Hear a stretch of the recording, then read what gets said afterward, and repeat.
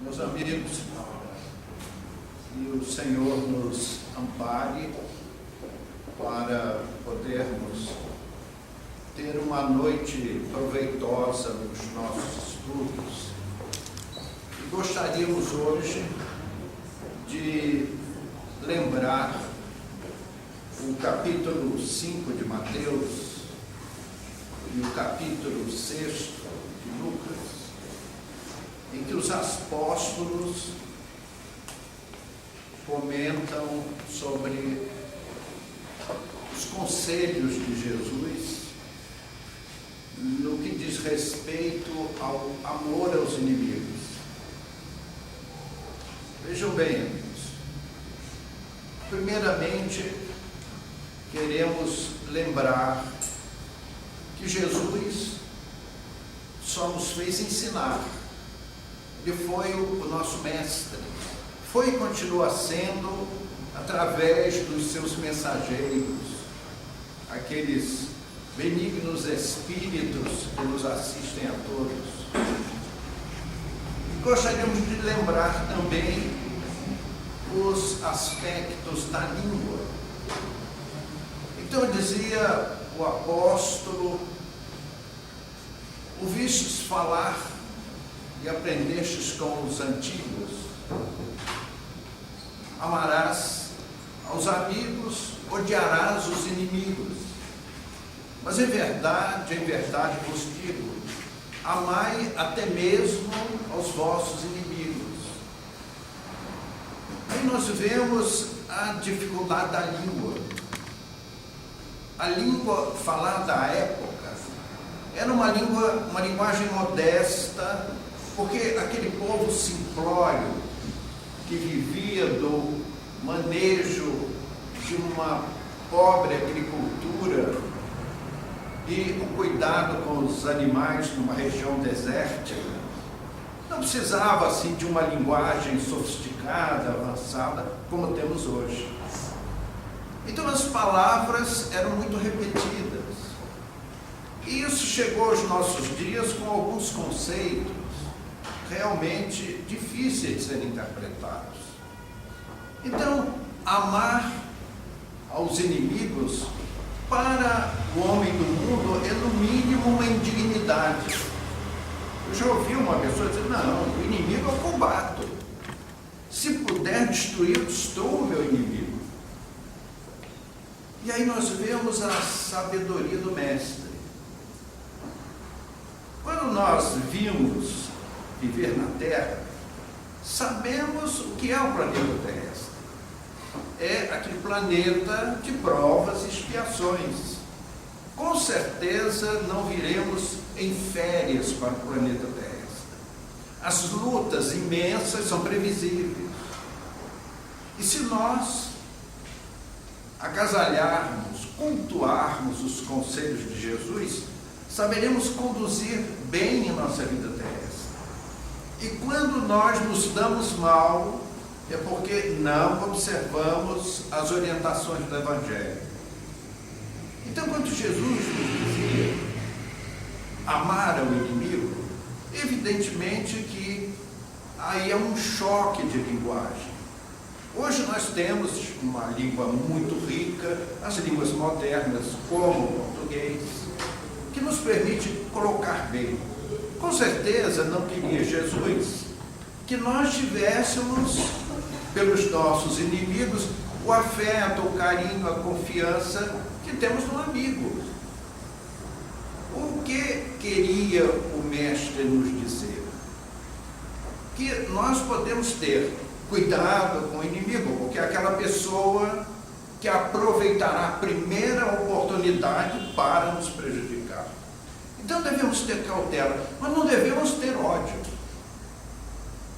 Se fecharmos a porta à reconciliação no futuro, estaremos cometendo um grave erro contra a lei da caridade, já que fora da caridade não há salvação.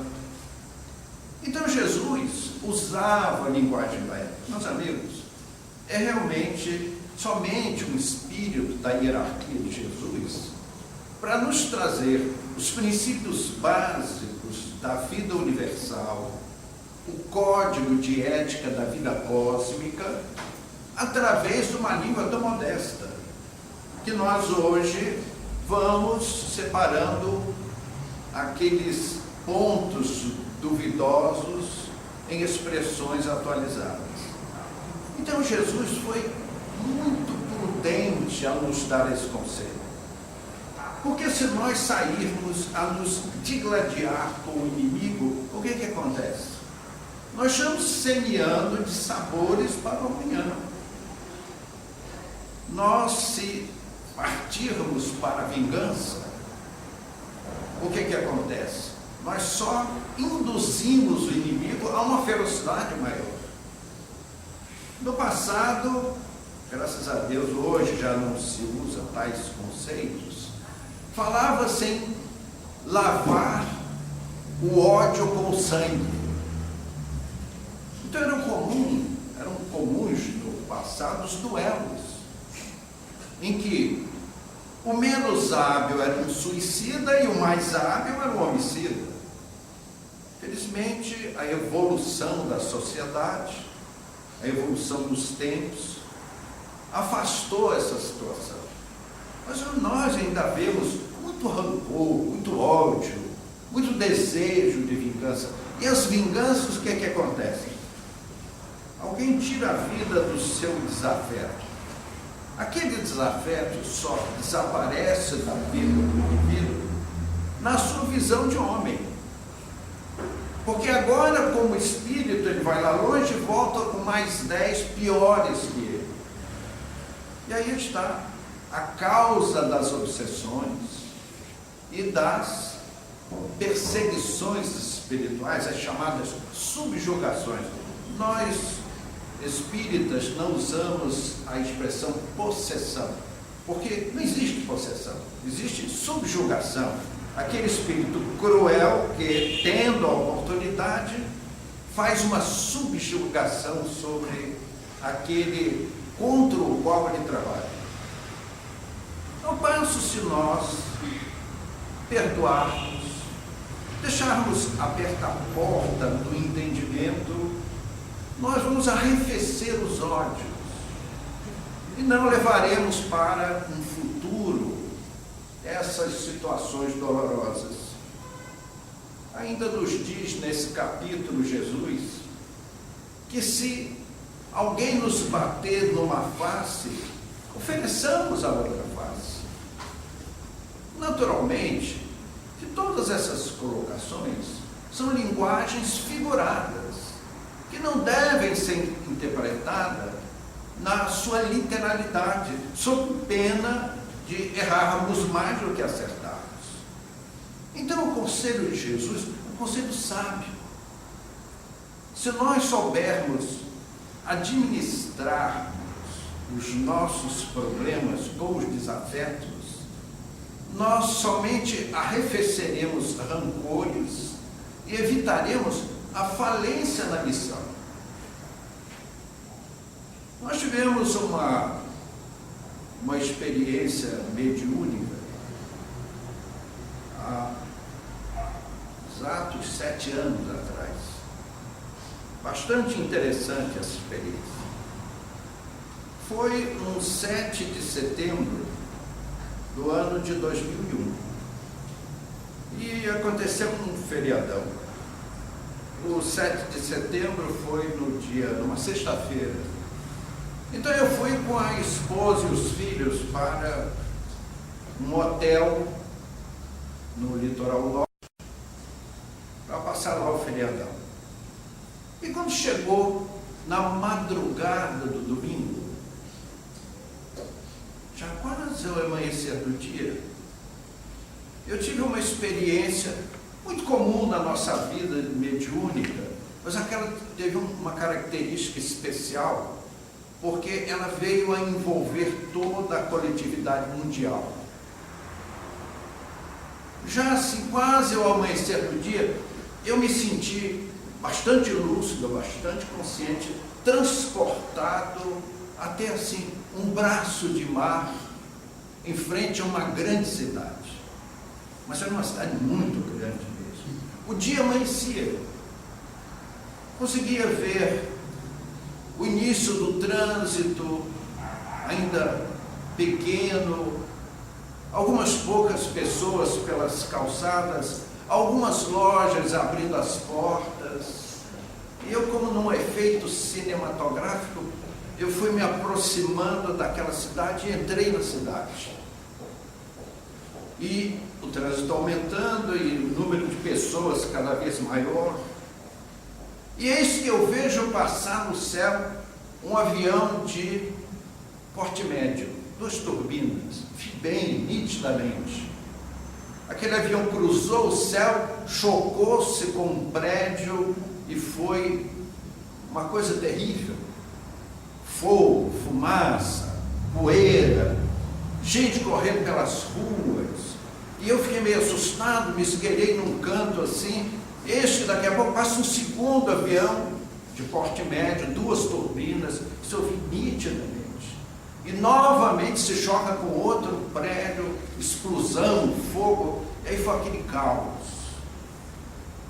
Então eu fiquei muito assustado, e aquela cena cinematográfica se recuou assim, eu fui ficando distante, e acordei.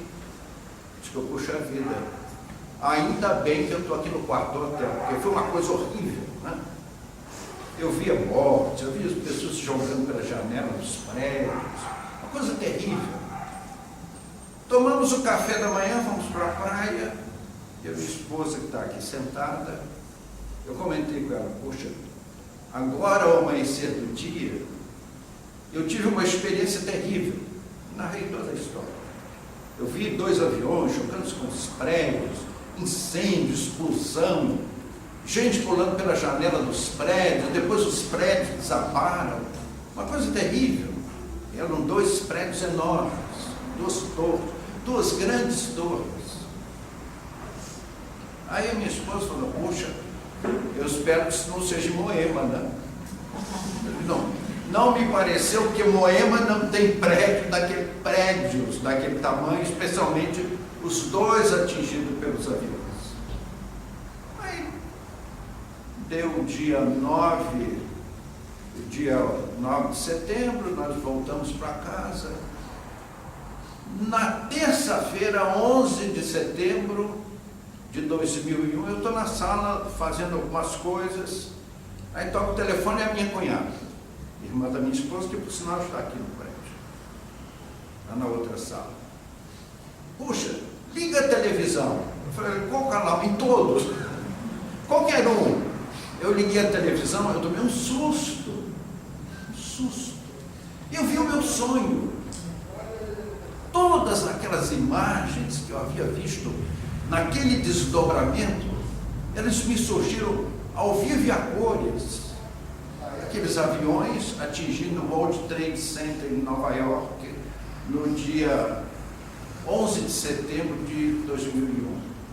Alguém perguntou, puxa, como é que você viu uma coisa que ainda não tinha acontecido?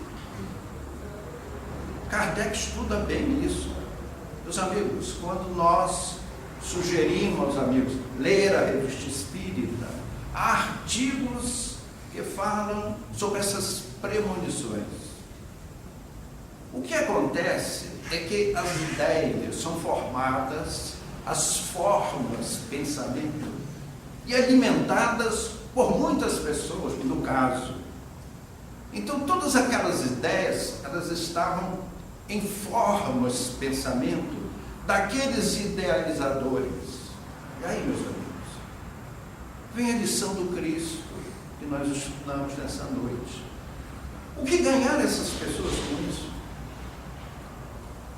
Séculos próximos de dor, de sofrimento. Porque não se pode menosprezar, menoscabar a vida alheia. Aqueles indivíduos que guiaram aqueles aviões usando-os como mísseis, porque eles aproveitaram que os aviões estavam com os tanques cheios para produzir o máximo de estado. Tudo aquilo foi planejado. Então aquelas ideias foram formadas no mundo espiritual e nós fomos, para o nosso aprendizado, levados a ver todas essas ocorrências. Então, nos causa-se grande pesar quando pessoas planejam um massacre de milhares de pessoas conscientemente. Eu desejo do mal. O que esperam esses irmãos? Alguns aplaudiram. Aqueles que não gostam do americano e dos Estados Unidos aplaudiram. Mas o que é os Estados Unidos, se não uma região terrestre? Hoje, muitos espíritos lá estão encarnados. É possível que amanhã seremos nós. Hoje são brasileiros, poderemos ser americanos amanhã. Então aquilo é uma região planetária usada pelas inteligências que comandam a vida terrestre. Então, por que odiar alguém que nasce e vive depois do rio? Quem mora do rio para cá é meu amigo, quem mora do rio para lá é meu inimigo. Essa é a ideia da nossa humanidade. Então eu gosto da pessoa que tem a pele clara, não gosto da pessoa que tem a pele escura. Por quê? Então, meus amigos, é porque nós não estudamos Jesus, é porque não vivemos o Evangelho de Jesus. Nós vemos, meus amigos, e às vezes você liga a televisão e vê as pessoas louvando o Senhor. Meus amigos, nós devemos louvar, é muito justo reconhecermos a celeste expressão do Cristo, respeitá-lo, amá-lo, admirá-lo, é um dever nosso, um dever de gratidão. Mas o que faz o mestre? O mestre é o que ensina. O que deseja que ensina? Que aqueles que estudam a mensagem a pratiquem, vivam os ensinamentos. É isso que Jesus quer de nós. Então, se aqueles irmãozinhos nossos tivessem seguido o conselho de Jesus, de dar a outra face, de amar ao inimigo, teriam se poupado de dores terríveis. Porque aqueles que conduziram aqueles aviões e os chocaram contra os prédios são suicidas, conscientes, sabiam que matariam milhares de pessoas e o fizeram. Quais as consequências de um ato desse? Entreguemos a Deus. Mas sabemos pelos estudos espíritas as consequências de tais atos. O que nos traz tirar a vida do nosso semelhante. Então, meus amigos, nos ensina a doutrina, nos ensina os ensinamentos dos espíritos, que nós devemos aprender a perdoar. Quando Jesus nos fala amar ao inimigo, é óbvio e evidente que nós não podemos estar de beijos e abraços com o inimigo, porque ele aproveitará a oportunidade para nos prejudicar. Então nós devemos ter o quê? Cautela com o inimigo, mas sem odiá-lo, sem detestá-lo, comprazer-se com as suas vitórias, porque a Deus pertence. A justiça divina acompanha os nossos passos. As pessoas que nos prejudicam, que tentam nos prejudicar, em essência, são nossos grandes auxiliares. Porque eles ajudam nos resgates das nossas provas. Meus amigos, eu gostaria que alguém levantasse o dedinho. Não, eu nasci nesse mundo, mas não tive, nem vou ter prova nenhuma. Então a encarnação não tem utilidade. Todos nós precisamos de grandes testes, de grandes experiências, porque nós aprendemos muito mais com as nossas dores, as nossas lutas, do que com as nossas férias. A vida terrestre, planeta Terra, não é uma instância de férias. Nós aqui vimos para lutas enormes. E as leis naturais, as leis divinas, tem todos os meios, todos os recursos para que nós possamos ter uma reencarnação de grandes lutas, de grandes aprendizados. Ninguém mesmo vem à Terra para ser algoz do seu semelhante como missão. Quando nós nos arvoramos em inimigo de alguém, o fazemos por moto próprio, uma decisão nossa. Nós nos erigimos em algozes do nosso semelhante para ajudá-lo a resgatar as suas dívidas e nosso turno assumirmos seríssimos compromissos para longo prazo, falirmos na encarnação e complicarmos as encarnações futuras de si já provacionais.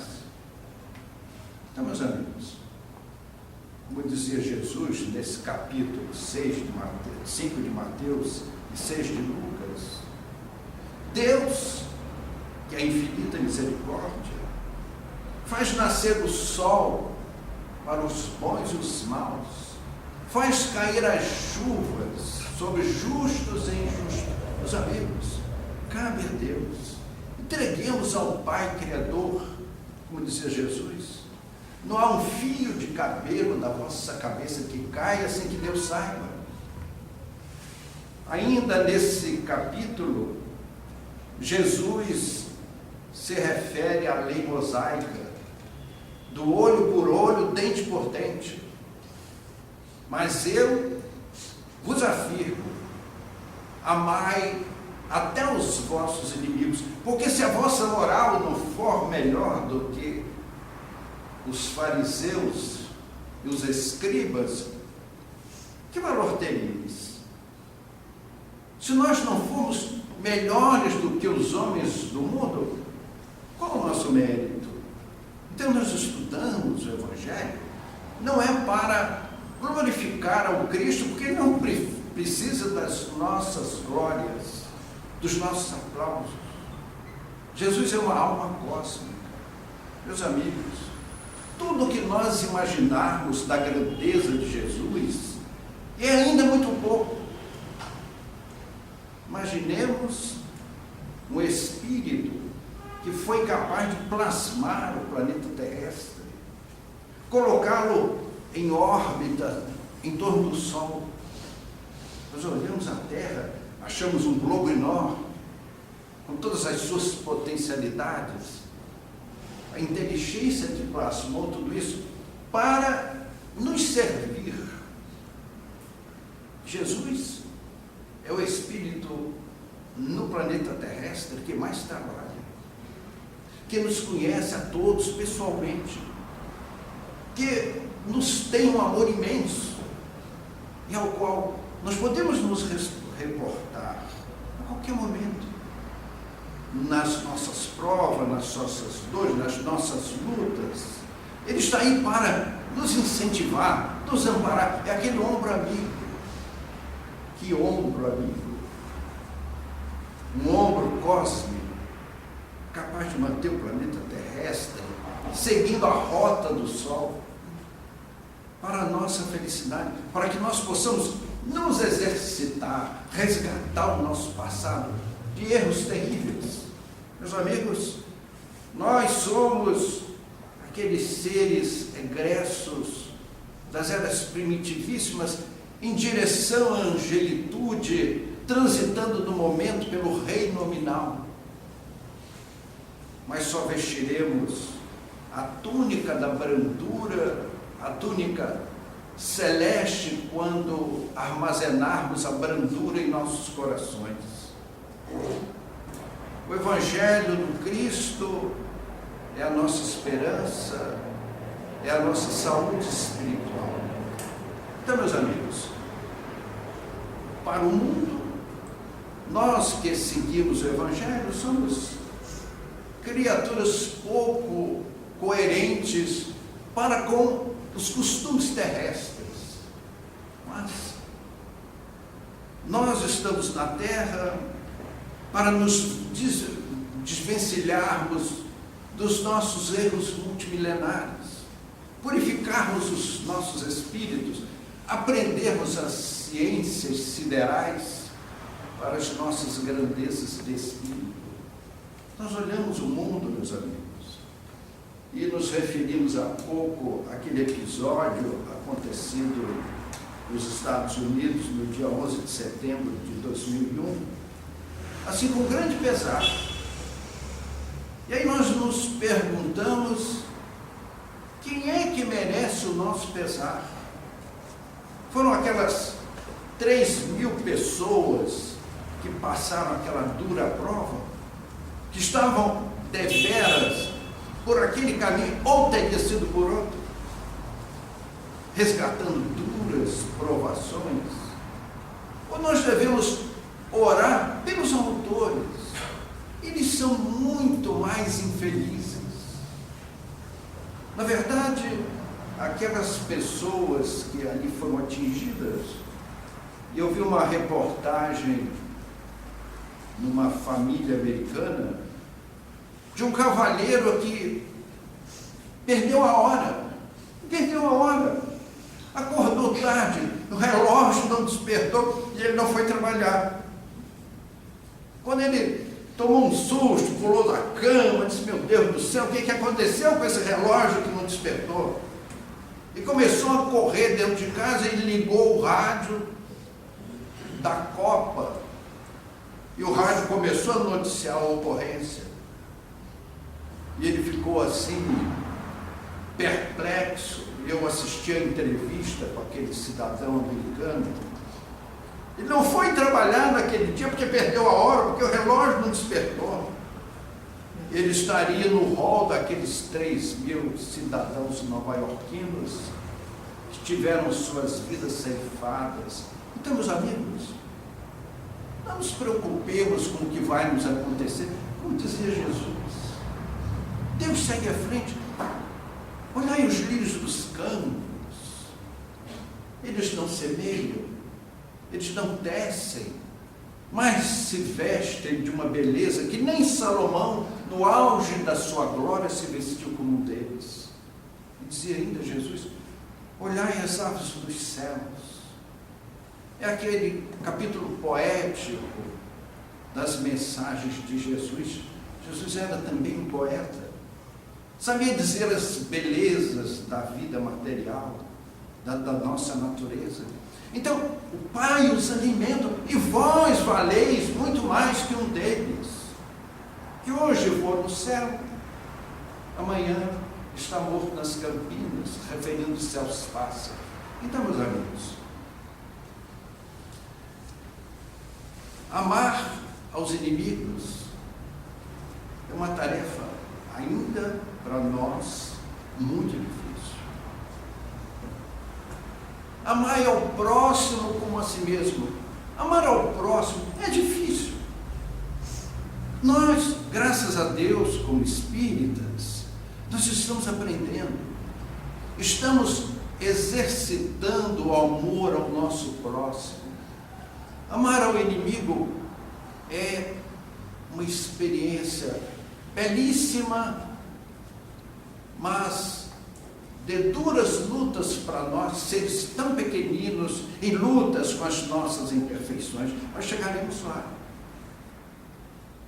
aprendendo com Jesus, que do alto do Calvário disse: Pai, perdoai-lhes, porque não sabem o que fazem.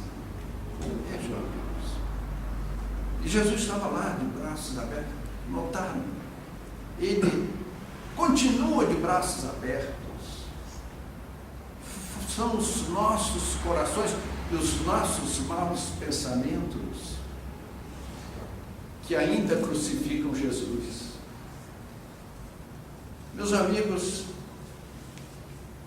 nós já sabíamos desta visita desta noite. Como é gostoso para todos nós olharmos uma linda mulher envolta num belo halo de luz, que vem nos trazer o seu carinho, a sua palavra de consolo, de esperança para os nossos espíritos, para nos consolar nesta noite, nesta mensagem do amor pelos inimigos. Seus grandes olhos negros de veludo têm a vivacidade dos felinos. São como 2 diamantes negros incrustados em delicado rosto redondo, emoldurado por pasta, cabeleira de ébano, cujos anéis lhe caem graciosamente pelas espáduas bem torneadas. Seus lábios carnudos, rosados, mal escondem dentes alvíssimos e encantadoramente regulares como um colar de pérolas. Veste-se em exuberante manto de brancura celeste, de cintilâncias azuis que nos encantam a visão e que nos traz uma página para o nosso consolo, para o nosso fortalecimento moral. Escuta, alma querida, se alguma provação te agita os caminhos da vida e a jornada te cansa, pensa na bênção da esperança e olha em torno de ti, no dia a dia, das entranhas do abismo aos reinos estelares, a natureza em todos os lugares. Ao entregar-se a Deus, age, serve e confia. Equilibra-se o mundo polo a polo sem qualquer atropelo. O verme aduba o solo, confiante de que o sol há de aquecê-lo. A tamareira no deserto permanece em trabalho, mas no dia esfogueante sabe ao certo que, obedecendo à vida e servindo a contento, a noite lhe trará a bênção do orvalho, por bendito alimento. Quando o tronco balança o vento forte e a tempestade ruge nos caminhos, há trovões anunciando os coriscos da morte. As aves aconchegam-se nos ninhos, esperando que as nuvens tresmalhadas, muito além das ramadas, em movimentação incessante e imprecisa, passarão do aguaceiro turbulento e de que a paz virá nos bálsamos da brisa, sob o telhado azul do firmamento. Pensa na história do minério bruto. Dizem que quando preso aos flagelos do forno, ele a emitir imprecações em torno, a estremecer de horror, de pedaço em pedaço. Mas o céu remove da forma em sublime processo, dele fazendo as altas vigas de aço, assegurando a força do progresso. Assim também, alma querida e boa, quando a prova de dor, não desanimes, segue, busca a frente, porque a paz do Senhor vela constantemente sobre toda a criação. Quanto mais pesada a luta em que te vejas, conserva o coração vestido de tarefas benfazejas. Entre os braços amigos da esperança, guarda sempre os deveres teus e meus. Quanto possas, trabalha, ajuda e avança, serve e confia em Deus. Maria Dolores.